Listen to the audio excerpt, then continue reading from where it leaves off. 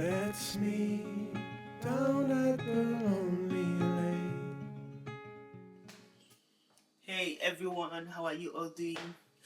It's Rhoda. So today we have a massive meal prep, and yeah, let's get into it. So I have a couple of things that I'm going to be making. I wrote down a list.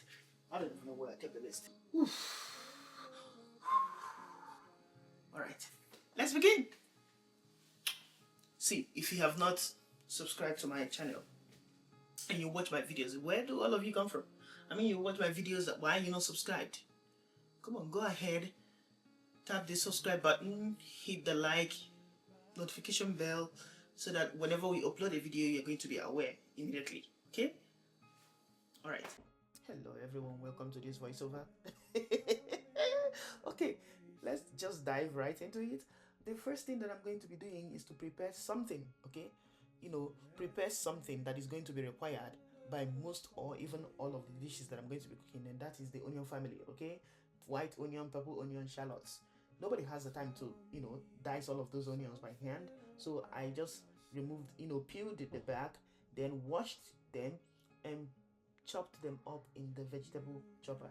I'm also going to go ahead and prepare what I'm going to be using for my smoky jollof rice. All right, so I'm roasting some peppers, some onions, some garlic with olive oil in my oven. Okay, so while that is going on, I will go ahead and boil this cocoyam. It's called edus or ede. Okay, so yeah, I'm going to be using that to make my bitter leaf soup. That's onubu soup, as people from the east in Nigeria know.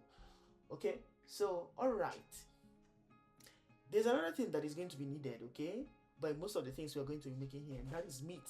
Say goodbye. Here in the big pot, I am putting, preparing the turkey. This turkey is going to be for the fried rice and the jollof rice. I'll be cooking that.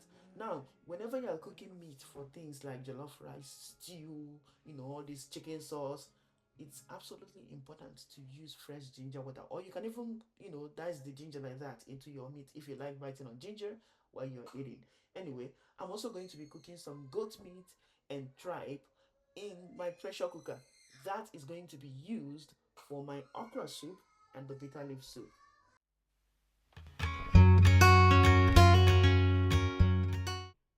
I would also be preparing the tomatoes that I'm going to be using for my tomato stew. Just blended that in my vegetable chopper, placed it on the stove, only to realize that the biggest burner on my stove is not working.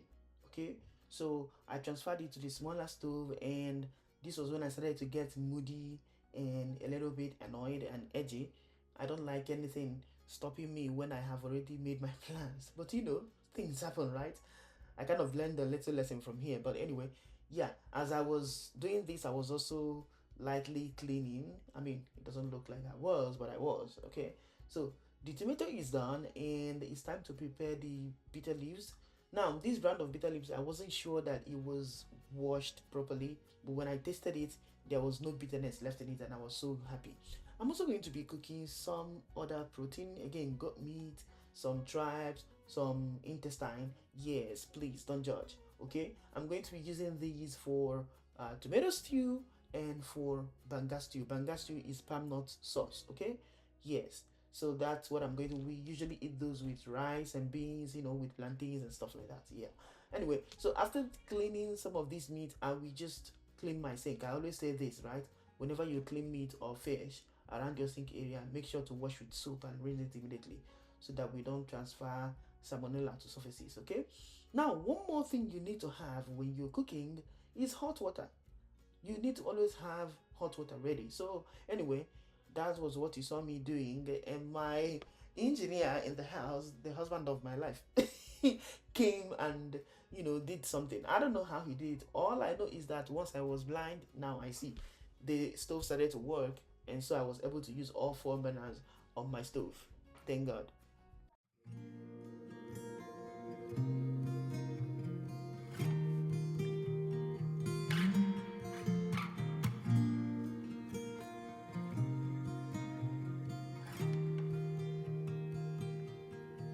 Watch as it breaks down beside us. When we've risked everything for love. on the outside, always looking in. We'll still hold on to all we could have been, to all we could have been. Would you still take me for a fool if I let give it all away for you? So take me home. So over here we're making the tomato sauce for our tomato stew. And just before you ask, no, I am not using the same spoon to stir all the things I'm making. I have too many ladles, too many slotted spoons, cooking tongs, spatulas in this house to use one spoon to cook all the things I'm cooking, okay? Okay. Don't mind me. Anyway, I am also going to be cooking beans. So here I am washing it and I'm putting it in the pot just to pre-cook it.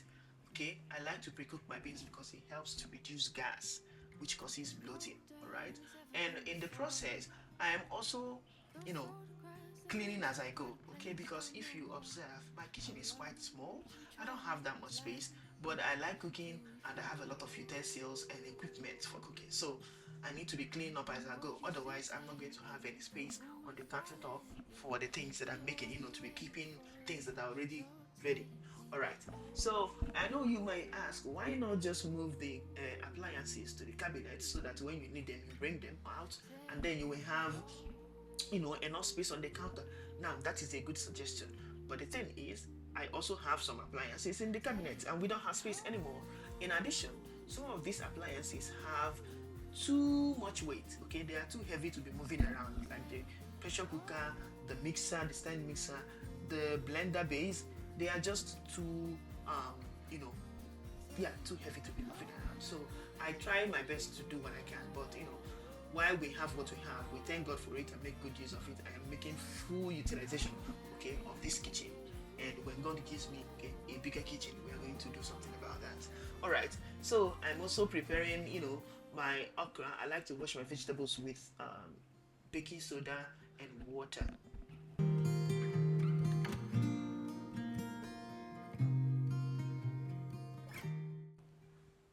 Over here, I'm skimming off the excess oil from the tomato sauce. You want to do this. It is absolutely important. You don't need all the excess oil. I'm going to use this for making my fried rice. Try it and let me know what you think.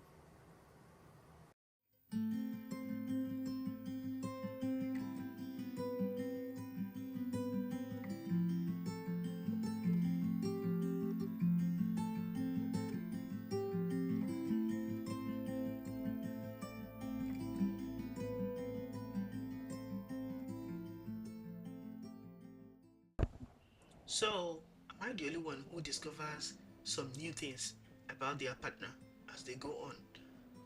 I am adding croaker fish to this tomato stew simply because hubby likes croaker fish. Okay, he likes croaker. I just discovered recently that this fish used to be his favorite when he was in his own parents' house. Okay, he said that he told me clearly that that was his favorite fish.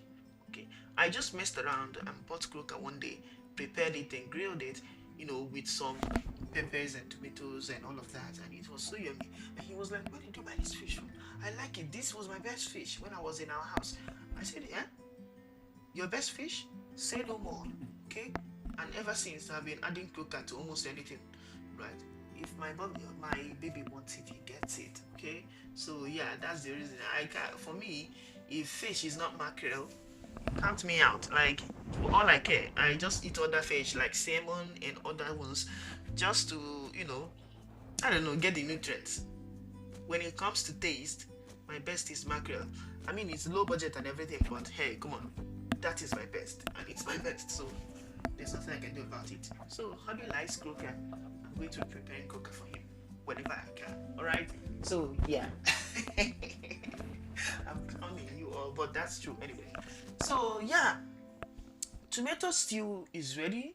I am making banga stew behind if the beans. We have beans cooking on the fire. We have bitter leaf soup also cooking on this big burner. Thank God that burner came back to life, because this would have been a very, tedious meal prep. But God is good. It's always good to have an engineer in the house. So if you don't have an engineer in the house, make one, okay?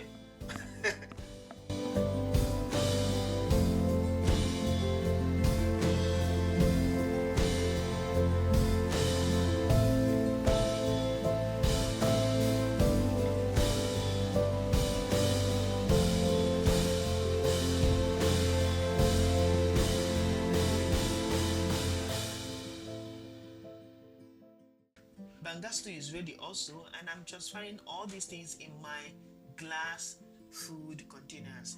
Apparently, they say that plastic food containers are not good for the health. So, yeah, I have been using glass food containers and anything that is not plastic for putting hot food, right? Since I was living in Hong Kong. As soon as I learned it, I said, okay, let me gradually change all my containers to glass. And so I did that. But listen, it doesn't mean that I don't have plastic containers. I do, but I don't put hot food in them.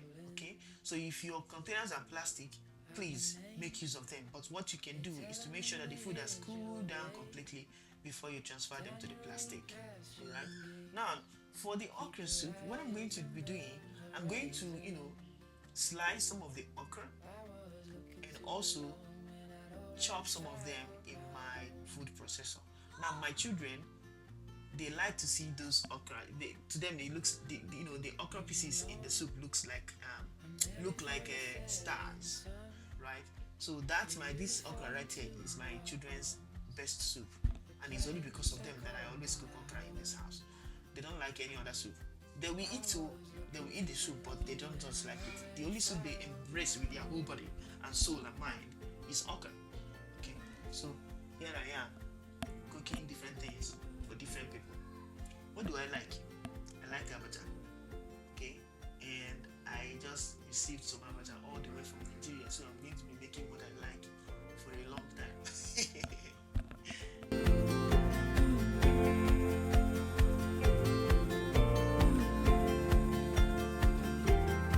I was looking to belong when I'd already known that you would be there when the rains are gone. Like a light in the night, you will always be my home.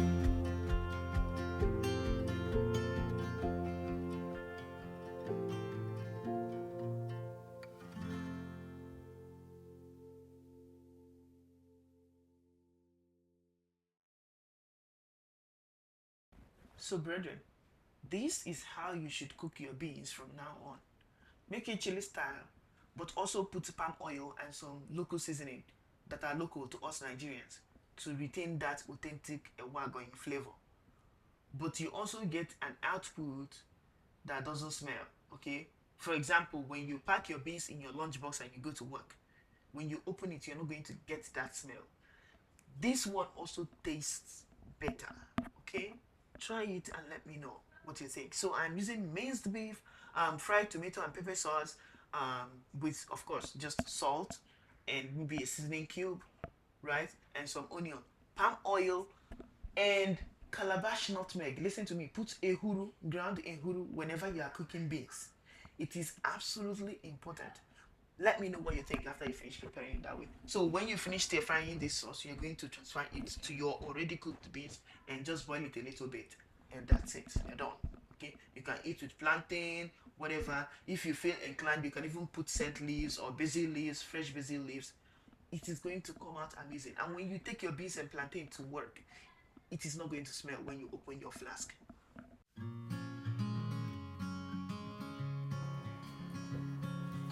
My feet. So, have you ever tried adding fresh uziza leaves to your okra soup? Try it and let me know what you think. I also added some shrimps. Okay, just last minute. You don't want shrimp to be too cooked. If it's cooked so much, it's going to start feeling rubbery to the touch. To the feel. Sorry, when you chew it. Okay, so shrimps should be among the last things you add when you are using it in any dish. All right. I also added some croaker fish to the okra soup. So, but that was where the croaker affair ended. There is no way I'm putting croaker fish in my onubu soup. Absolutely impossible. Alright, so once I added the okra and the small vegetable that I chopped into the okra soup, right? I mean, but when I say the okra, I mean the last okra that I diced with knife. Okay, not the one I chopped with the food processor. Yes, once I added that, I turned off the heat. That's it. You still want to be able to feel the crunch, okay, of the okra when you're eating the soup. Falling deep into your eyes. You came to me without warning. Before I eat, I'm going to marinate some chicken that I'm going to use it for barbecue. Chicken thighs, and just leave it to marinate for some time while I eat my food. We are also making barbecue chicken. I just used a couple of seasoning, salt and pepper, and then some barbecue seasoning, barbecue sauce that I had in my fridge. Mixed everything and just transferred that to my fridge. Covered it with cling film and transferred to my fridge and allowed it to settle, to absorb and marinate for a little while. Oh, God is good. God is wonderful. I was just gonna think, oh, I'm out of glass containers, because you don't want to be putting hot food inside plastic. So I'm still going to. I have some few plastic containers here. I'm going to use those, but even when the food is totally cooled down, really cool, okay, before I start putting it in the plastic containers. Not too cold, not like cold, okay, but lukewarm, warmish, right? So, but then I was thinking, oh, I'm out of glass containers and everything, but I remembered I have these stainless things. I recently bought them, the stainless containers, and I also have some ceramic, where I still have about 4. So this type remaining. I bought it from Costco. So this is like stoneware. Sorry, not ceramic, stoneware. So yeah, God is good, and they have covers, which is wonderful.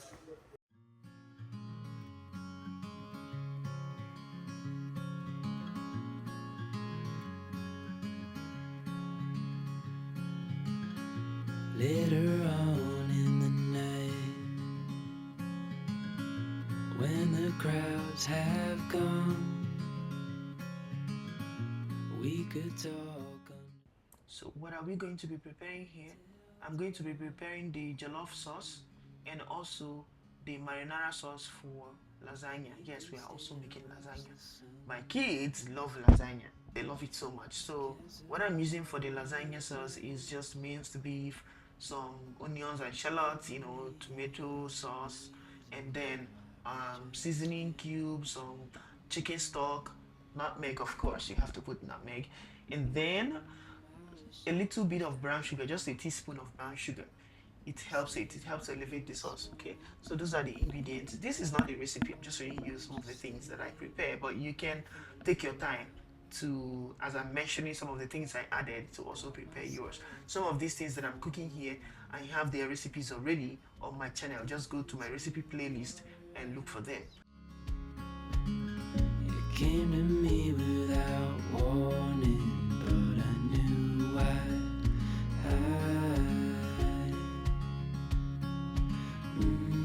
I wish I could stop time and stay in this moment, never think about going. Won't you stay with me for a little while?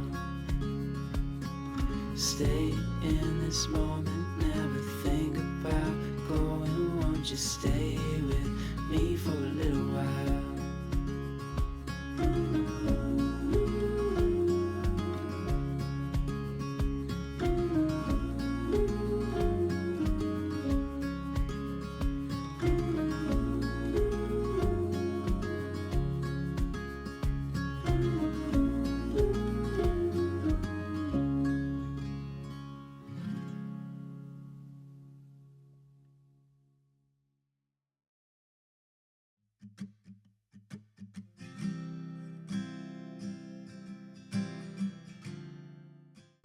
So we also need a cheese mixture or bechamel sauce for the lasagna, right? So basically what I use is ricotta cheese, some 1 egg, seasoning, and finely chopped parsley.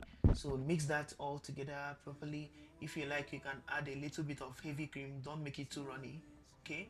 So yeah, and we are going to start to layer those things you're seeing in an oven dish. After which, when we finish layering them, we are going to transfer them to the oven to bake. Okay, so yes, what I'm layering is the way to layer it. Okay, would be to first of all, you go with the meat and tomato sauce on the bottom of the oven dish, and then you lay out some lasagna sheets over that, and then you put another meat and tomato sauce over that, right?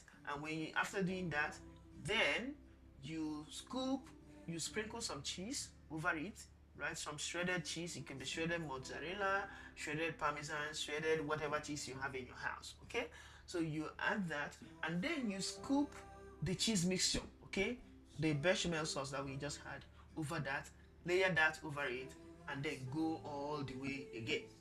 Okay, the same way we did. You start all over again with lasagna sheets, sauce, shredded cheese, bechamel sauce.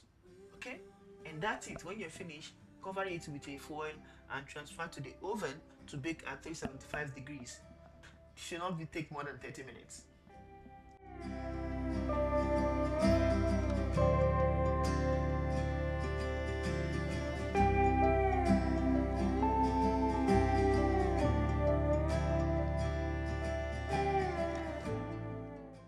So over here, I'm making the mixed vegetable rice. I'm using the excess tomato oil that I skimmed off of my tomato stew. So try doing that and let me know what you think. The flavor is amazing. I also blended the chicken thighs that I wanted to use for making chicken meatballs, right? So for those chicken meatballs, you can also use a chicken breast if you like, but I prefer chicken thighs because they are more juicy, right? They don't just dry up very quickly. It kind of retains a lot of juice when I use the chicken thighs. I also blended some oatmeal, okay, with water because I'm going to be using that to make just a little bit of a small amount of oatmeal fufu. That's what we've been eating for some time now. We use oatmeal to make our fufu for, you know, eating our Nigerian soups and sauces. For the chicken meatballs, what I'm using to season it would be some mixed seasoning. I don't know, you can get Italian seasoning or, you know, different types of herbs. Okay, basically that's what it is. And then I put some breadcrumbs. I'm using Italian breadcrumbs, and then you can also use Japanese panko for that, and some salt and egg. Okay, mix everything together. The egg is going to hold it together. The little amount of breadcrumbs you put is going to kind of keep it together as well. So mix it and just use your hand or ice cream scoop or even a meatball scoop to make balls from it. All right, so I am also on the other pan starting to get things ready for my Chinese fried rice. Because I am not as experienced as the Chinese chefs, I always prefer to fry my eggs first and set it aside. I'm also going to lightly fry some shrimps and set it aside. The shrimps are not going to be cooked all to just barely halfway through, and I take it out. So I'm using sesame oil for this fried rice. Don't use butter. Butter is just going to make it so mushy. Okay, I think sesame oil is your best, but if you don't like strong flavors, please go ahead and use maybe ordinary canola or, you know, vegetable oil, whichever one is available in your house, but please abstain from butter.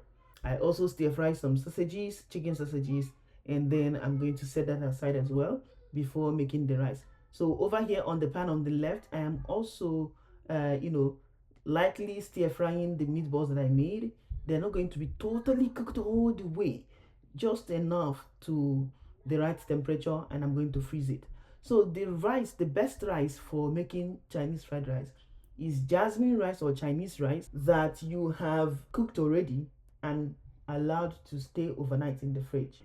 So I'm also using my soy sauce and my oyster sauce, some green scallion, of course, scallions are green. What am I even talking about? Some scallions, right? And that's it. You know, after stir frying the rice, I add back all the things I had already stir fried earlier on: the shrimp, the sausages, and the egg. And everything is ready, guys. By this time, I cooked this meal for exactly 12 hours. I started at 12 p.m. and ended at 12 a.m. in the night. Right? And the girl is really tired, but I was so proud of myself because guess what? This food is going to last us for some months, okay? Especially the soups. Now, everything that can go in the freezer has to go in the freezer, okay? The only thing you want to keep in the fridge is something like maybe the jollof Even jollof can go in the freezer, but I don't like the taste when I take it out from the freezer and defrost it. So I put the jollof in the fridge, and the fried rice too, because those ones usually finish very quickly and fast. But every other thing, the beans, Chinese fried rice, the whatever meatballs, lasagna, the tomato stew, banga stew, the onubu soup, every single other thing went into the freezer. Guys, my time is tired. I'm done. And that's it from me, guys. Thank you so much for watching. I hope you stay to the end, and please kindly subscribe and let me know what the best part of this video was for you. Said that you've been hurt one too many times before. Ended up staring in the bathroom mirror, crying on your bedroom floor. Baby, you can take my word, you haven't gotta hurt no more. Things about to get much better. I wanna make this forever.